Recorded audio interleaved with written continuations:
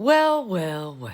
It's Wednesday, baby. Let's start out with what's good in the brew today. A little bit of blue storm news, shall we? Yes, I guess you could say a blue hurricane hit Miami yesterday. Baby, for the first time in over 30 years, since the early 90s, dear, they elected a Democratic mayor in Miami. For the first time in their history, they chose a woman, baby. 30 years. Let's see, what was going down in Brokeback Mar-a-Lago about 30 years ago? I remember Daddy told us so. Yes, he said he told his aides when they were questioning him about those files that day that people just need to understand it was a different time, it was a different land. In Palm Beach in the 90s, I guess you could say, Daddy thought it was absolutely okay to put your hands on the underage. And after 30 years of letting the ultra-rich play with their children, dear, Miami came out yesterday to say, no fucking way. Not today. We need a woman in charge of our city, dear. Somebody in the blue. We tried to tell you.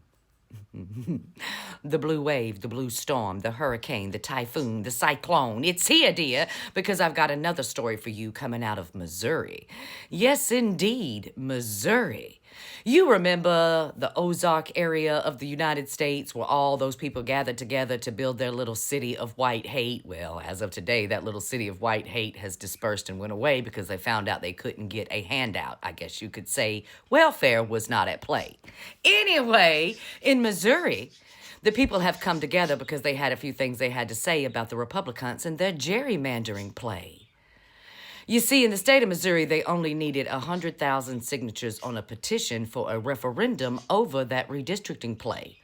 So the people got together, people over politics and organization, dear, and they started in Missouri with getting signatures there. They only needed 100,000, dear. You know how many signatures they acquired? 305,000. More than double what they needed. So today, there's a referendum at play about whether or not the Republican will get their way with the gerrymandered map today. Yeah. The Republicans in Missouri, they tried to pull their stunt, but the people came out. They started to shout. And now even the Republicans in that state are worried today. They don't know what to do with their gerrymandering play. And the blue wave. I just want to remind everybody of something that I told y'all 2 weeks ago, 2.5 weeks ago to be exact. I told you that big back, that big backbone-spurred Biff was very unhappy indeed about his approval rating and everybody out in the streets, that it would not be long, probably 2 weeks, before he took to the road again to do a rally for his Red Hat friends. Now, I know you may think I like to be right, but I wish I was wrong, dear, when it comes to the orange one up there. But my record so far, well, somebody get me the crystal ball. Poor daddy. On tour again. Bless his heart.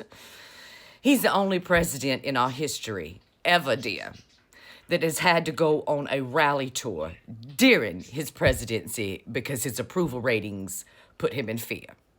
He is the only president in history that has to continue to tour the country for support after he was elected. That's how bad he is at being a president. I need y'all to understand it, okay, honey? He's the only president in history who campaigns through his presidency, honey. That's how bad of a president he is. He can't just sit in the White House and do his job because he sucks so bad.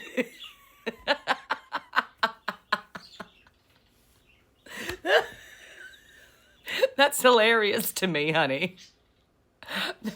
That's like winning a trophy and taking a victory lap over and over and over and over again to reaffirm to yourself that you won. So he's affirming to himself that he is president, I guess. I don't know what the fuck he's doing, baby. But either way, keep throwing your rallies today. It's not going to make your presidency better, dear. It's not going to boost the economy. It's just going to cost you money because we already know that quite a few of those in attendance are paid to be there. And by the way, some of them were interviewed after they attended the rally in Pennsylvania yesterday, or wherever the hell it was, in PA. I'm sorry, it wasn't in Pennsylvania, it was in the Poconos. After his little rally in the Poconos, some people were interviewed, baby, and they did not have nice words about the orange turd. They left the rally scratching their heads because once again he said affordability is a hoax, and they were like, wait a minute, the last rally we came to before the vote, you said it was all about affordability, and now it's a hoax? This don't make sense to me. Anyway, let me go dig you up some more tea.